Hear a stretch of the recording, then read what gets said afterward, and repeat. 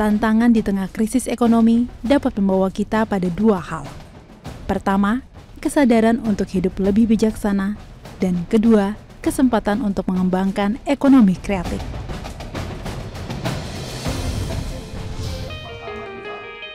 Tepat di penghujung bulan Agustus lalu digelar sebuah acara ajang kreatif anak muda ASEAN dan Jepang di Jakarta.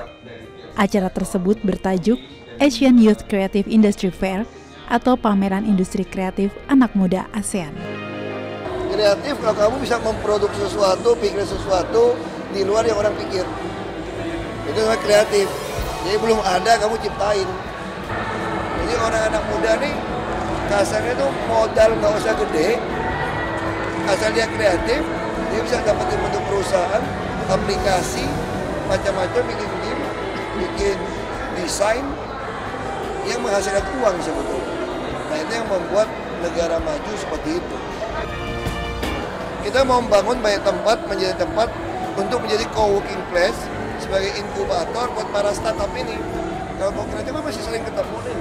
Ada co-working place-nya kan ketemu, saling istilahnya dulu orang bilang brainstorming lah, saling tukar pikiran, nah bisa keluar yang lebih bagus. Industri kreatif merupakan industri yang berasal dari pemanfaatan kreativitas, keterampilan, dan bakat individu untuk menciptakan lapangan pekerjaan. Kalau industri kreatif kita bisa berkembang dengan baik, itu akan sangat membantu perkembangan perekonomian UKM kita. Potensi itu tidak terbatas ya. Tadi saya sampaikan namanya creativity itu unlimited. Kalau kita bicara resources may be limited.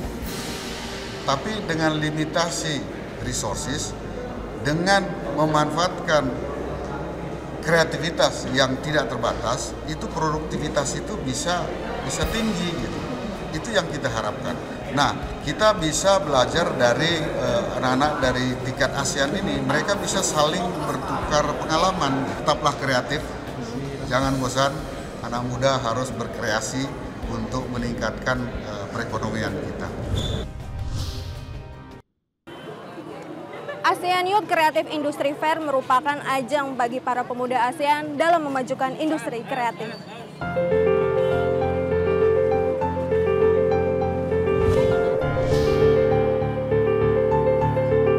Sebenarnya penuh kejutan warna alam, jadi nggak ada yang sama warnanya, begitu muncul beda, warnanya nggak ada yang sama. Itu yang saya terus tergila-gila sama warna alam. Sancayarini mengusung nama batik Kanawida. Ia tertarik menggunakan bahan pewarna alami dari sampah dedaunan. Cara mewarnai kainnya sangat mudah. Pertama, kain diikat sesuai selera. Kedua, kain dicelup dalam rebusan air dedaunan selama lebih dari 30 menit. Ketiga, kain yang sudah diberi warna alam dari air dedaunan rebus dicelup dalam larutan penguat. Lalu, kain dibilas. Kelima, buka ikatan-ikatan pada kainnya. Jadi sebenarnya dengan kreativitas anak muda zaman sekarang ini bisa dibilang memberikan ciri khas dan warna tersendiri buat negara Indonesia. Oh sangat, sebenarnya terus pokoknya kalau Indonesia itu sebenarnya itu tadi kayak SDM, kayak sumber alam, dan bisa Indonesia banget.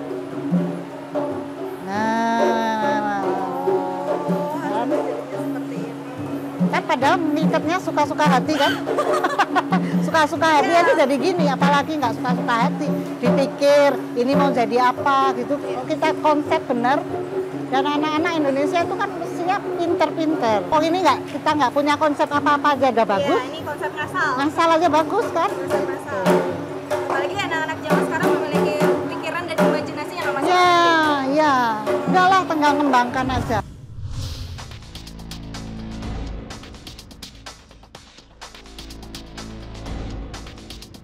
Oke, iChief ini dibuat sebenarnya untuk promote entrepreneurship khususnya di industri kreatif dan untuk anak muda. Yang pertama kita ingin membuat jembatan. Karena bentar lagi kita akan menghadapi masyarakat ekonomi ASEAN, di mana jembatan ini butuh banget, nggak cuma untuk jembatanin antara sesama kreatifpreneur, tapi juga dari kreatifpreneur ke seniornya, ke entrepreneur-entrepreneur yang emang udah expert di bidangnya, khususnya di industri kreatif. Nah, mereka butuh banget wadah untuk anak muda ini untuk berkembang dan tahu sebenarnya peluang mereka tuh apa sih. Sesuai sama tagline kita juga, seizing opportunities within harmony. Itu lagi adalah sustainability. Mereka tuh jangan hanya kagetan ibaratnya ya, cuman sebatas euforia aja, tapi juga memang mendalami hal tersebut yang akhirnya bisa jadi komoditas mungkin. 125 pelaku dan pegiat industri kreatif berpartisipasi dalam ajang yang pertama kali diadakan di Jakarta ini. Pada kesempatan ini terdapat 4 kategori industri yang diangkat, yaitu fashion, desain produk kerajinan, aplikasi games, dan film animasi. Harus lebih di sharing lagi untuk mereka, tidak untuk plagiat, untuk tidak copy. Mereka harus tahu sisi original mereka mana, passion mereka di mana, itu yang harus mereka cari. Di sini kita merupakan forum untuk sharing. Jangan kita plagiat, jangan kita copy, jangan kita cuma paste doang, tapi kita tetap mencari original kita di mana, passion kita di mana, sampai kita memang titik puncak itu desain terbaik kita. Sebenarnya kegiatan ini merupakan suatu ajang untuk koneksi antara desainer dan maupun itu desainer junior maupun student senior.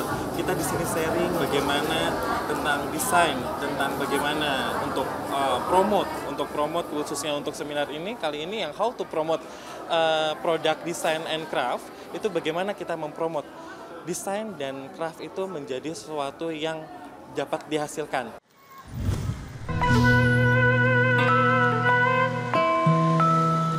Bandung, ibu kota Jawa Barat dengan luas lebih dari 167 km persegi ini juga dikenal sebagai kota dengan energi kreatif yang melimpah.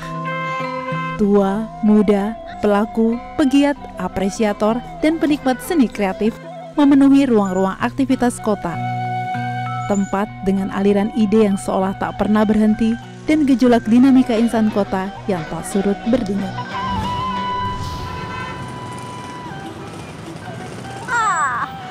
Bandung memiliki banyak potensi anak muda yang mengembangkan ekonomi kreatif.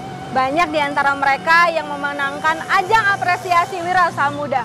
Pada kesempatan ini, saya ingin mengulik salah satu desain produk kreativitas unggulan, yaitu batik fraktal.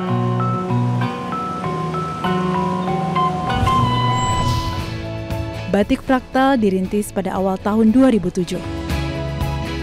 Setelah riset sepanjang tahun dan belajar dari berbagai ahli, inovasi batik fraktal ditampilkan dalam sebuah konferensi di Milan, Italia pada akhir tahun 2007.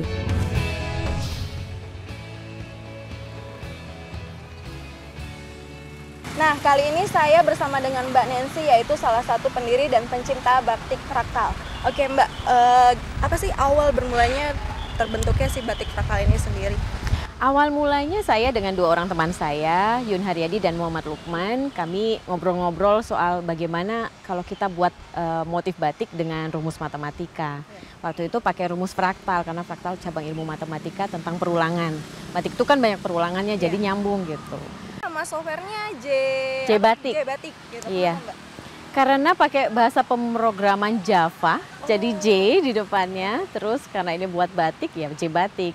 Ini ada hak ciptanya atau bagaimana Mbak? Hak ciptanya ada, kita semua sudah melakukan perlindungan haki, ada patennya, ada hak cipta, dan ada trademark ya untuk merek gitu. Jadi sebagai salah satu pelaku industri kreatif, saya pikir penting sekali untuk memperhatikan sisi hukum. Sudah 300 motif yang diciptakan ya? Atau kurang lebih dari segitu? 300 motif itu adalah waktu kita kumpulkan pertama kali. Jadi itu riset itu kita kumpulkan 300. Sekarang sih yang kita hasilkan sudah ribuan. Kerajinan batik ini tidak hanya memberikan kontribusi positif bagi perekonomian, tapi juga bagi dunia pendidikan. Banyak mahasiswa dan pelajar yang datang ke tempat produksi batik fraktal untuk belajar cara penggunaan teknologi dan pembuatan batik ini. Perumusannya ya karena ini satu-satunya software yang ada mungkin di Indonesia atau bahkan di dunia ya. Jadi kita tidak ada presidennya sama sekali, jadi kita semuanya mulai dari nol. Yang pertama itu kita bikin motifnya dulu. Motifnya itu kita buat dengan menggunakan rumus yang namanya fraktal itu. Kalau sudah, kemudian nanti kita print ke kertas. Kalau sudah di print ke kertas, kemudian nanti kita jiplak ke kain. Dijiplak di kain atau nanti dibuatkan capnya dengan menggunakan tembaga. Sudah itu semuanya dengan proses tradisional. Nah, kali ini saya berada di workshop pembuatan batik fraktal bersama mahasiswa dari Sekolah Bisnis Manajemen ITB Bandung. Nah, ini saya bersama dengan Lidwina. Oke, Lidwina, apa sih yang kalian pelajari bersama teman-teman yang ada di sini?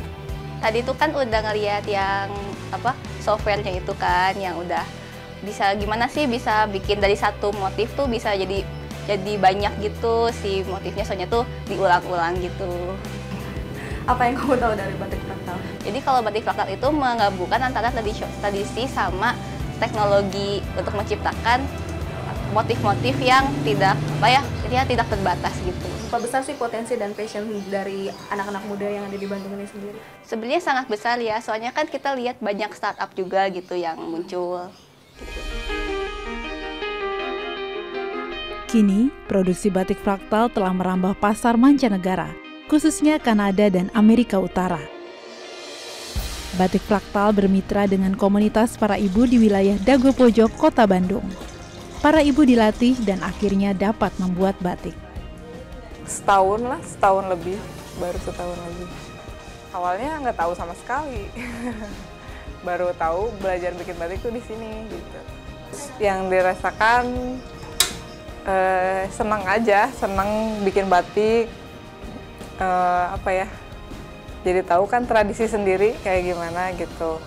Bisa senang juga mengembangkan budaya sendiri gitu. Terus selain itu juga di sini kalau kita bikin batik itu ada pemasukannya ke kita sendiri.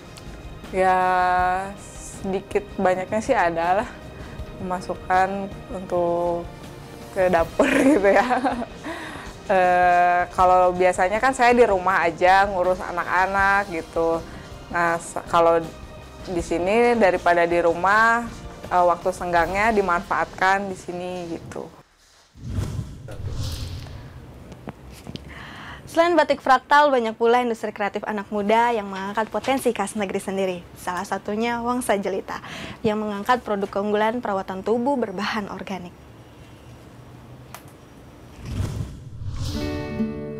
Pada tahun 2009, Nadia Fadila Saib mengikuti program mahasiswa wirausaha Institut Teknologi Bandung.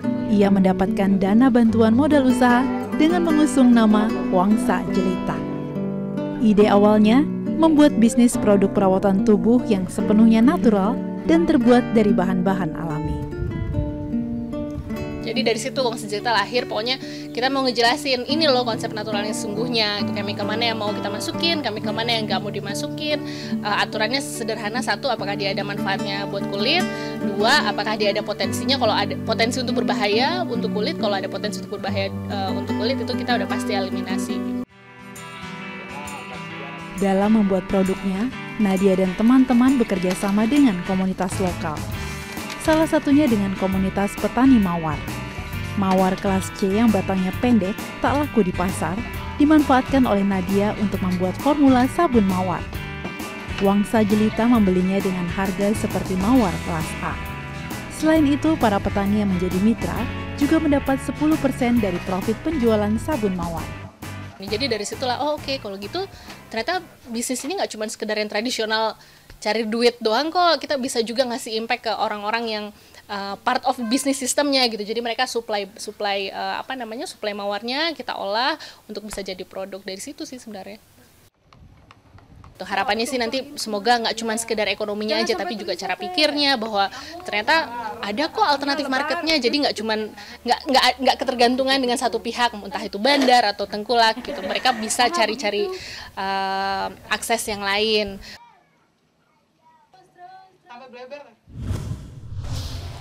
Kini Wangsa Jelita turut memberdayakan para petani di Desa Saronggay Cianjur. Bersama Yayasan Green Initiative Foundation, para petani mampu memberikan nilai tambahan terhadap hasil alam yang mereka miliki.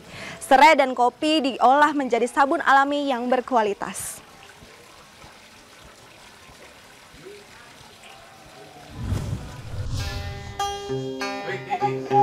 Desa Sarongge berada di Kabupaten Cianjur, Jawa Barat. Sejak tahun 2014, Wangsa Jelita bermitra dengan komunitas Sarongge untuk menghasilkan sabun mandi natural dari kopi, teh hijau, dan serai. Berkebun, kebun nanam bawang daun, nanam kol, tomat gitu. Dulu di hutan konservasi. Tapi sesudah hutan konservasinya ditutup, saya dialihkan ke kelompok-kelompok. Termasuk saya kelompok sabun Serai Wangi. Dan saya ada pelatihan sabun waktu itu, terus saya mulai belajar. Dan akhirnya sampai sekarang jadi pekerjaan biasa bikin sabun gitu, sebagai pengganti berkebun.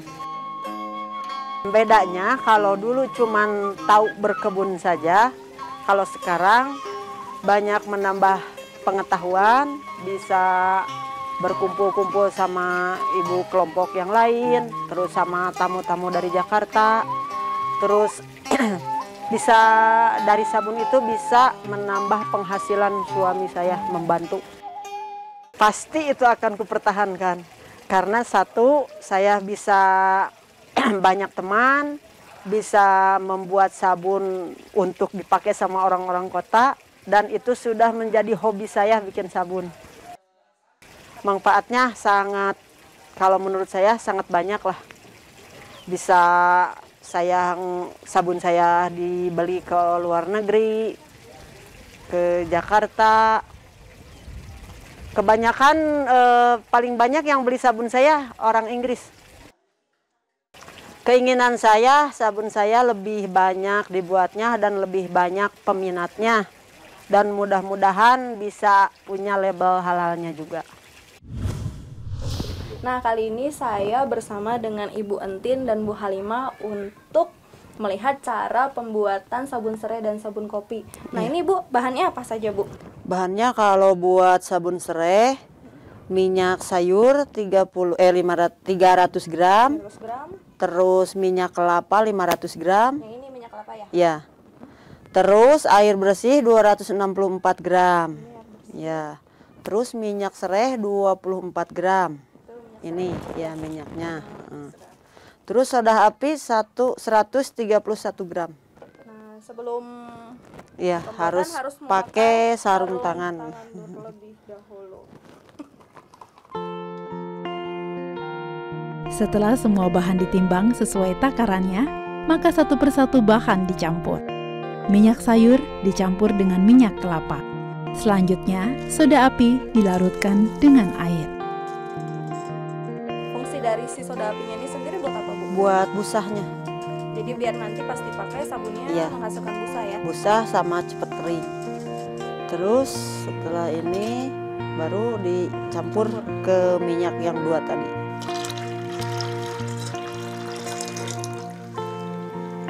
Wanginya kok udah sabun banget ya? Setelah itu diaduk kayak gini, diaduk sampai kayak susu. Kalau mau cepat selesai ini tergantung kecepatan tangan. Setelah keempat bahan tersebut dicampur dan diaduk, lalu ditambahkan minyak serai. Pembuatan sabun ini dilakukan secara manual.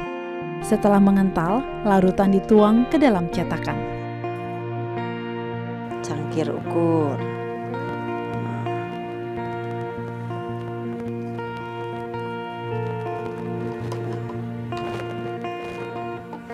Baru dituang ke cetakan.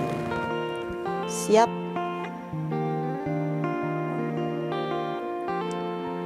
Harus pakai cinta. Dari satu resep bisa dihasilkan 18 batang sabun. Jika ada pesanan, setiap hari Kartini dan rekannya membuat 7-8 resep atau setara dengan 120 hingga 144 batang. Setelah diratakan, sabun dalam cetakan didiamkan sampai kira-kira sebulan lamanya. Begitu pula dengan pembuatan sabun kopi dan teh hijau. Caranya sama, tetapi campuran akhirnya disesuaikan dengan jenis aroma sabun yang diinginkan. menurutku karena memang kita prosesnya juga environmentally friendly ya. Kayak misalnya yang soap itu kita tidak pakai satu ingredient namanya SLS, itu basically deterjen, dan itu kan sebenarnya nggak bagus ya untuk ketika dia dibilas, itu tidak bagus untuk lingkungan satu. Kedua, itu untuk kulit pun juga nggak bagus, dan orang-orang menganggap kayak gue nggak pakai sabun natural baik-baik aja kok. Ya sebenarnya bisa lebih baik. Kenapa standarnya diminimumkan, padahal kan kita bisa kasih standar yang lebih tinggi gitu untuk diri sendiri. Jadi menurutku even lebih baik untuk bumi, lebih baik untuk diri sendiri, dan lebih baik untuk keluarga. Jadi ajang buat belajar juga, ajang lebih bersyukur juga. Buat mereka sebenarnya yang kita ukur sekarang peningkatan pendapatan ya, peningkatan keadaan ekonomi mereka tuh jadi lebih meningkat karena ada permintaan lebih, ada pemasukan lebih. Gitu. Kita pengen coba mendekatkan dunia consumer dengan dunia community, itu pengen kita hubungkan gitu. Jadi si consumer juga bisa dengar cerita dari community bahwa misalnya si Bu Entin ini dia bisa mendapatkan sekian loh dengan Anda beli sabunnya gitu. Jadi customer pun juga punya perasaan kebanggaan dan punya perasaan senang yang kita rasakan dengan berhubungan dengan komunitas itu.